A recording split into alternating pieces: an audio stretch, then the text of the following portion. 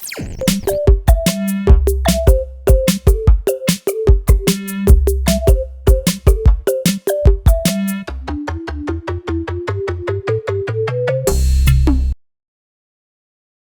compact disc, known by its acronym CD, was developed by Philips and Sony, and the very first CD was manufactured in August 1982 and released in October of the same year. It was originally branded as a digital audio compact disc, but eventually evolved into many different formats like the CD-ROM for storage data, CDR, CDRW, Video CD or VCD, Super Video CD, Photo CD, Picture CD, CDI, and MMCD, which became the better known DVD. So we can see just how important in our history the audio CD was. On my last trip to the thrift store, I found a CD player that at first glance didn't look like anything special. Upon closer inspection, I saw that it was manufactured in 1992 by a company called Nico. At the time, Nico was known for its radio-controlled toy cars that sold in the Radio Shack chain of stores, but unknown to many, Nico had an audio division that was established in 1948 that operated until 1998 that focused on hi-fi audio gear. The company manufactured amplifiers, tuners, equalizers, turntables, tape decks, and CD players. The company also had a professional series line of stereo equipment. Sadly, the company declared bankruptcy in 1998 and was acquired by Rothschild, who resold the trademark rights. It's to be noted that the Nico company never made televisions or VCRs that appeared with the same name in North America. These were sold by someone that had appropriated the trademark. I explored the internet and the archives for any advertising for the Nico company or this particular CD player. I was not able to find much, but I did find an old ad and a couple of catalogs from the late 70s and 80s that showed off some of their products. I also dug up a listing for the player in 3 issues of Stereo Review dating from 1993 and 1994 that listed a couple of basic features of the player and a price of $160 US, representing 320 US, 400 Canadian, and 295 euros in today's economy. Because there isn't that much information available, it's important to revive this piece of equipment and see what it can reveal about the past while providing us with a little bit of nostalgia. Stick around, watch me open this Nico CD player and give it a new life. Hello everyone and welcome. I'm the Retro Repair Guy. Well, it's been a few weeks since I brought you a restoration and I had to take care of a few things. I mean, my private office was about to go right through the floor. Thank God, the only room I hadn't fixed in the house, of course. So thank God I had a friend who came and helped me out with that, do some ceramic and stuff like that. And I had to take care of a few things in there. But of course, after he left, Mrs. RG looked at me and said, well, while your tools are out, she kind of rolls out that list. So anyways, and Mrs. RG is the kind of woman you don't want to say no to. So, but in all seriousness, I had to take care of all of those things, and it's done. I'm back on schedule. And aside from that, now for the restoration, I wanted to tell you what I presented in the beginning was about the Nico company. There might be some errors or omissions. Now, I started with a Wikipedia article, and when I went searching, I mean, it was full of errors and not really referring to anything. It's Wikipedia. What do you expect, right? But seriously, it's really bad. So I couldn't find anything. I couldn't really find anything concrete. And after the company was sold and the rights, for the name and all that were divided or resold or whatever, now it looks like there's a part of it that still exists today, which is the telecommunications, because they say they've been in business for 75 years, since 1947. So anyways, but I can't find anything really concrete, and I wrote to them. I didn't get an answer back. So the thing is, if any of you, and of course, don't link to me to a Wikipedia article, but seriously, if any of you have some information, any documentation you can upload, anything like that, I would love to hear from you either by email or down in the comments below. Please let me know, because I really want to know a little bit more about this company. It's kind of interesting. Apparently it was in Montreal. They had a headquarter here or something. I had a friend who worked for them, and he whatever, he had his 2 cents to say about the player and stuff like that. But anyways, that's what I wanted to tell you. So please, if you have any information, get back to me and let me know. What else did I want to tell you? Some people have been trying to get in touch with me sometimes through Instagram and stuff like that. I'm not really on there. I post some stuff, but if you want to get in touch with me, the comments below, I answer I think I answer pretty much everybody. If I forgot you, it's YouTube who puts them in the spam or something like that, and I normally go and check. Or you can write to me on my website. There's a little form, fill it out and send it back to me. So look, let's just dive right in and look at this Nico CD player, and I'll give you my 2 cents a little later. This video is sponsored by PCBWay, an exceptional manufacturer of printed circuit boards of all types. They make top quality PCBs from your Gerber files starting at only $5. Whether you're in need of getting your own PCBs manufactured with reasonable prices for production runs or simply a one-off prototype PCB, they offer excellent quality and unsurpassed service to help you with your designs and free online quotes. With quick turnaround times and fast delivery, I definitely recommend checking them out. The link is in the description below.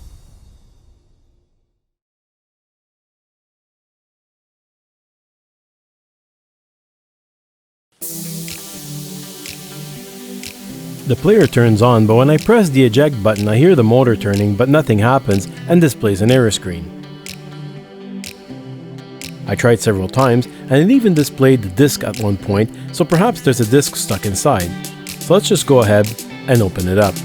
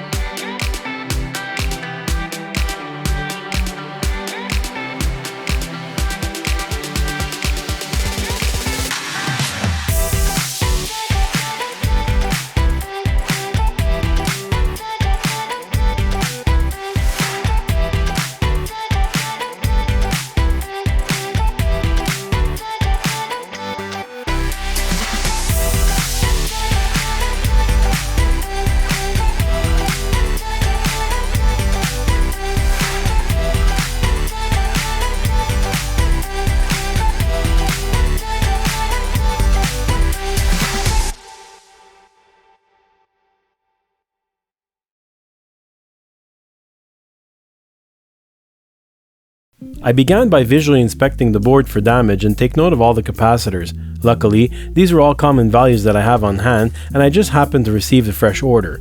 The next step was to remove the shield to be able to access the board to desolder the components.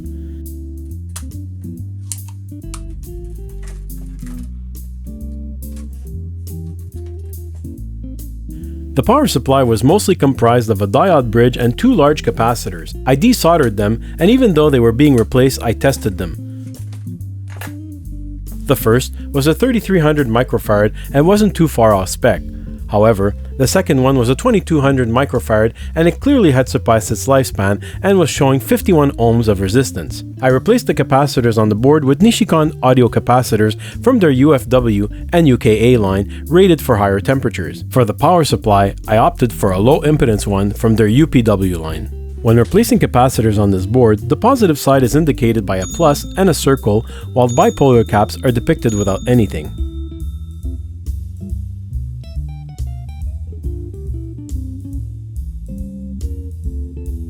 There were only 3 bipolar or non-polarized capacitors on this board. I also replaced them with Nichicon audio capacitors from their UES line. I also liked that they're green, making them easily identifiable.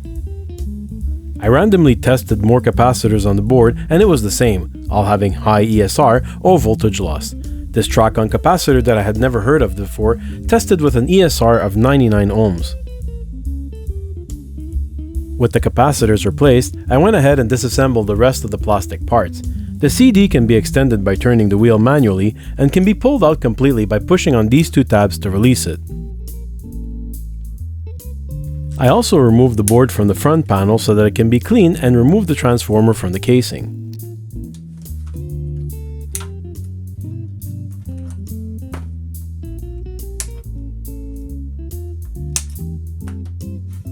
We'll come back to the CD. We're now ready to take a bath.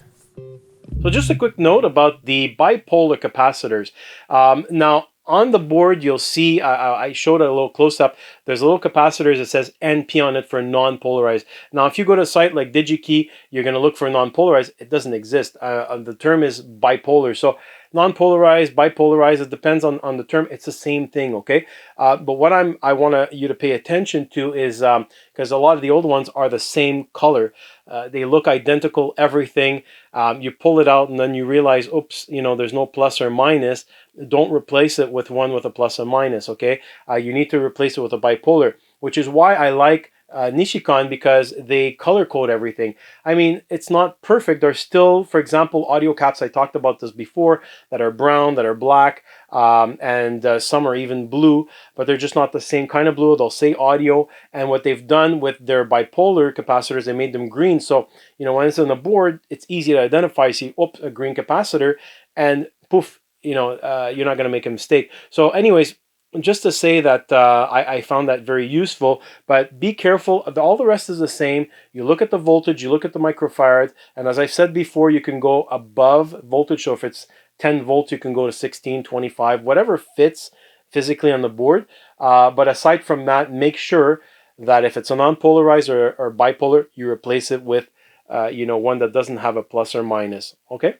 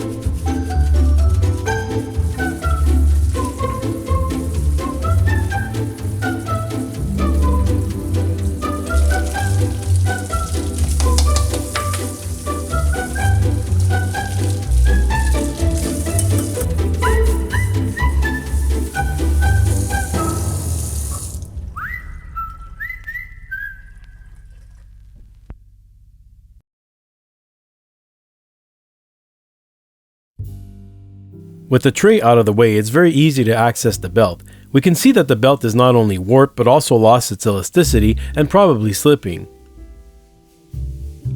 The belt's only function is to open and close the CD tray. It can easily be replaced with one that's a tiny bit smaller in order to compensate for the wear. It's important to clean the pulleys to remove any old material and ensure a good traction with the new belt.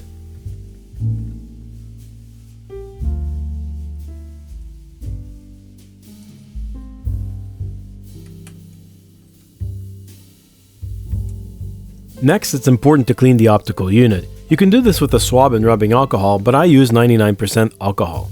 I also clean the turntable motor, then grease the motor and rails for the optical unit.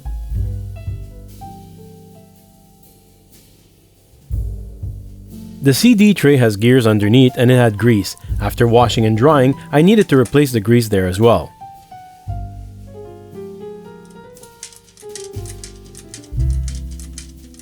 By the way, many ask what I use as grease. I use Lucas White Lithium Grease NLGI number 2. I'll leave a link in the description. I then slid the CD tray back into place. I cleaned the power switch with electrical contact cleaner. I also cleaned the electrical boards with 99% alcohol and resoldered the joints on the front panel board, display, and light board.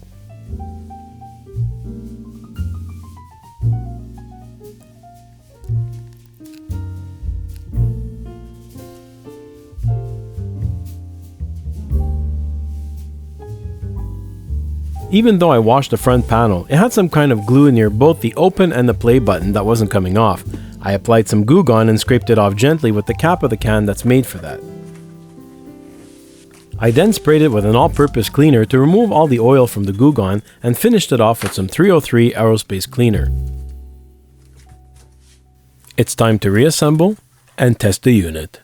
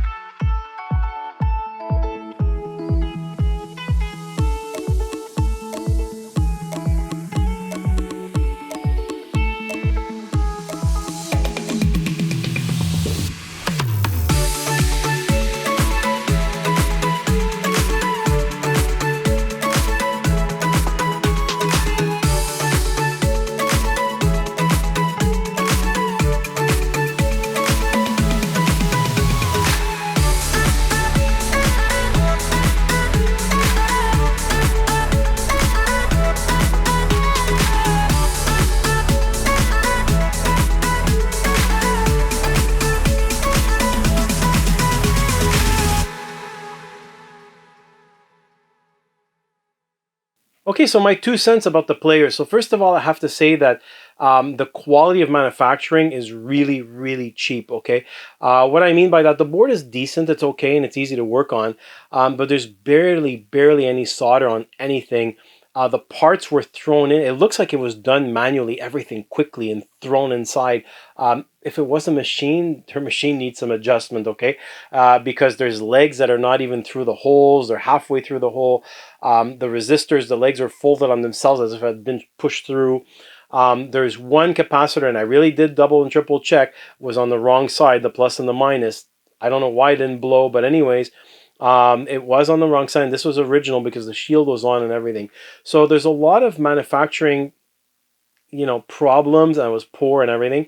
However, the unit really sounds good. Now, does it sound good because I changed it all for, audio capacitors and the work I did and tuned it up? I don't know, right? I adjusted it. But the thing is that it really does sound quite decent. So I can't have nothing to say bad about it on that end. But I did, like I said, adjust it properly. And I, of course, changed all the capacitors, and it certainly brought it up a level. Anyways, I'll let you judge for yourself. Let's go and listen to it.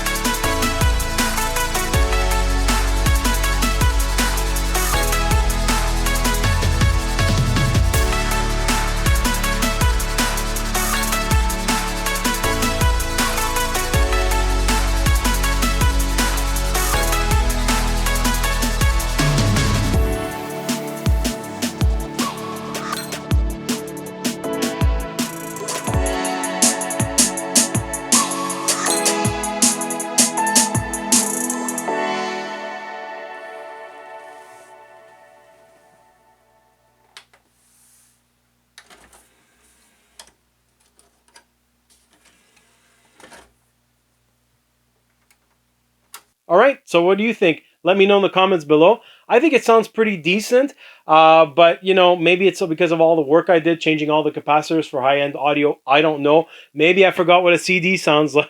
So, but yeah, so it's not bad though. It's not bad. But I wanted to bring you another CD episode because I think the first one I did was in episode 3 or something like that. So I wanted to bring you a little bit better, in depth, more information and better made episode. Except that I didn't know what to expect. So maybe I should have fixed a higher end CD player. I don't know. But I didn't know what to expect. I had never heard of Nico. So again, if you've heard of this company, you know a little bit more, you have something concrete to give me, please let me know in the comments section below. And again, thank you for watching. Please don't forget to hit the notification, subscribe, do it all. I really appreciate it. And I'll see you guys very soon with another restoration. Bye-bye.